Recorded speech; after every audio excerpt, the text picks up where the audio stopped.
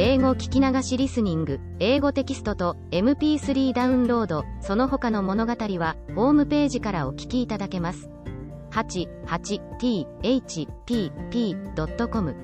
88thpp.com Chapter 6. A further account of the Academy.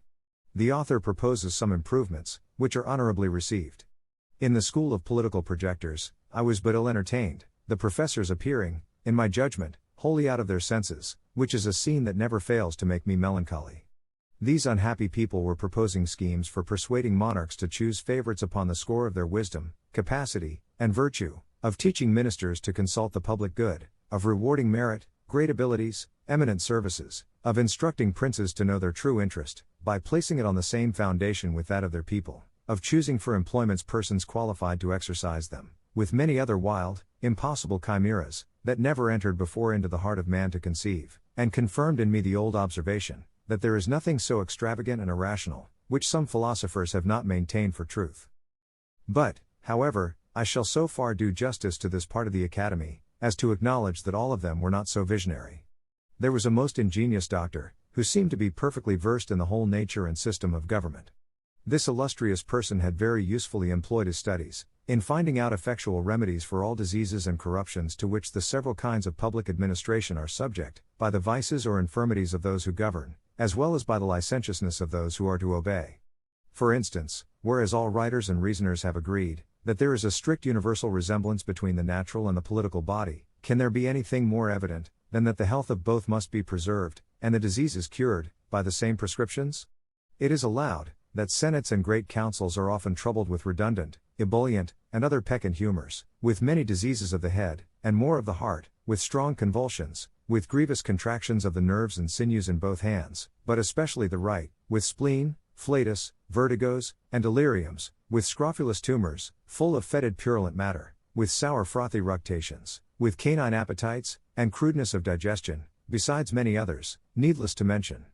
This doctor therefore proposed, that upon the meeting of the Senate, certain physicians should attend at the 3 first days of their sitting, and at the close of each day's debate feel the pulses of every senator, after which, having maturely considered and consulted upon the nature of the several maladies, and the methods of cure, they should on the 4th day return to the Senate House, attended by their apothecaries stored with proper medicines, and before the members sat, administer to each of them lenitives, apparatives, abstersives, corrosives, restringents, palliatives, laxatives, cephalalgics, icterics, apophlegmatics, acoustics, as their several cases required, and, according as these medicines should operate, repeat, alter, or omit them, at the next meeting.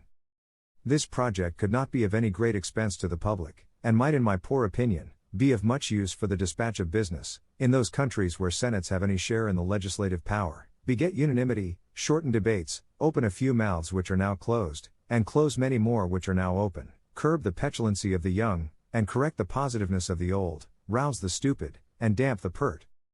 Again, because it is a general complaint, that the favorites of princes are troubled with short and weak memories, the same doctor proposed, that whoever attended a first minister, after having told his business, with the utmost brevity and in the plainest words, should, at his departure, give the said minister a tweak by the nose, or a kick in the belly, or tread on his corns, or lug him thrice by both ears, or run a pin into his breech, or pinch his arm black and blue, to prevent forgetfulness, and at every levee day, repeat the same operation, till the business were done, or absolutely refused.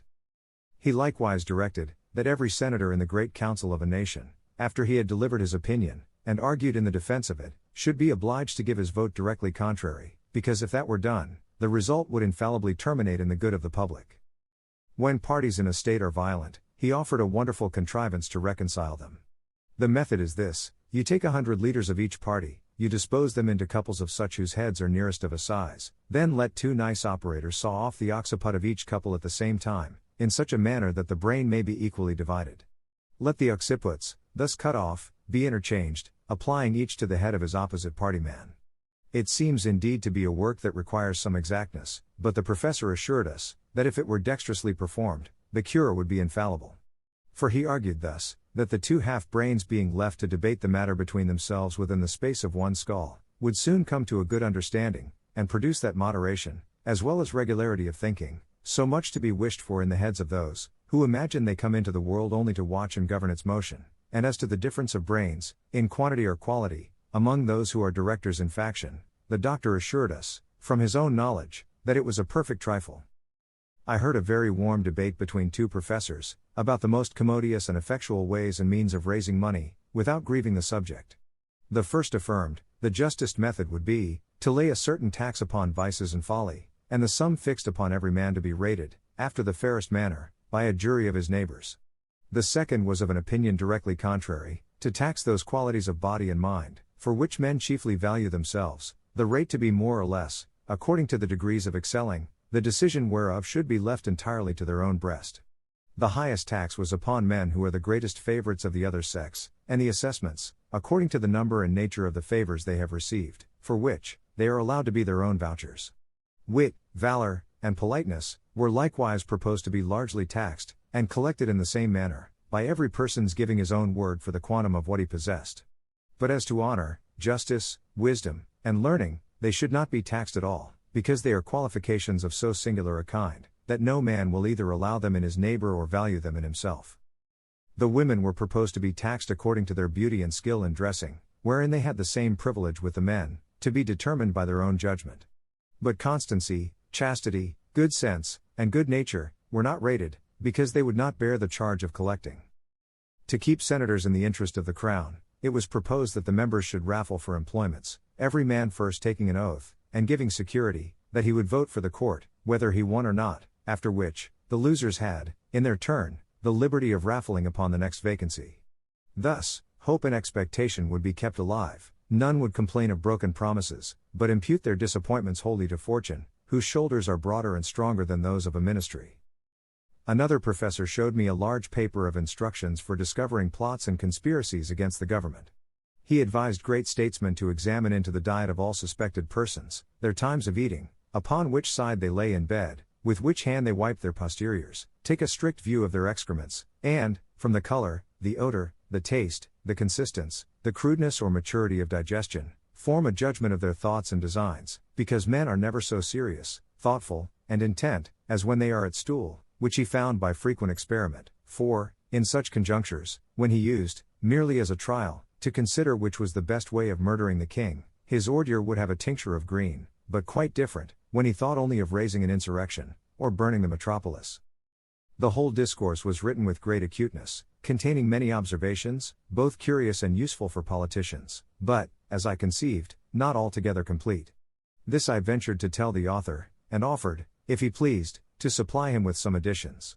He received my proposition with more compliance than is usual among writers, especially those of the projecting species, professing he would be glad to receive further information.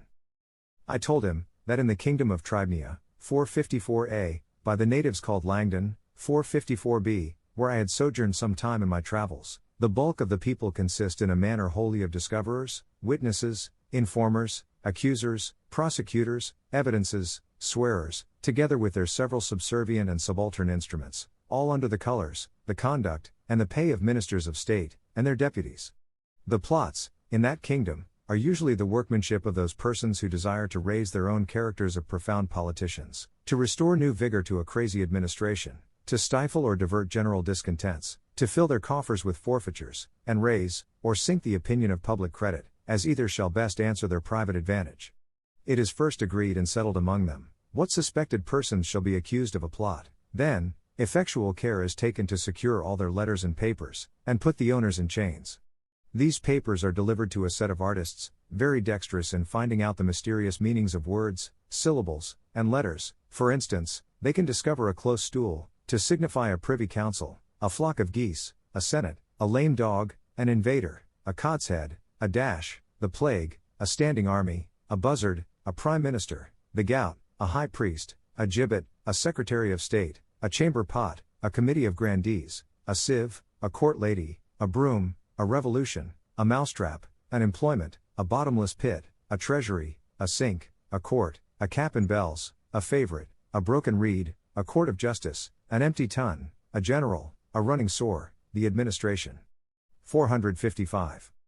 When this method fails, they have two others more effectual, which the learned among them call acrostics and anagrams.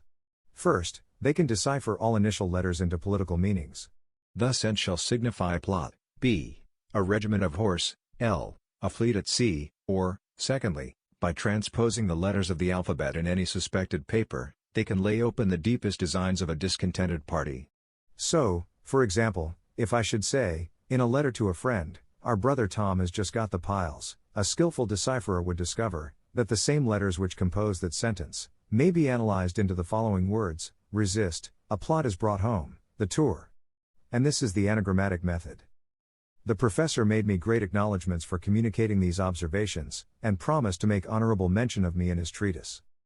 I saw nothing in this country that could invite me to a longer continuance, and began to think of returning home to England.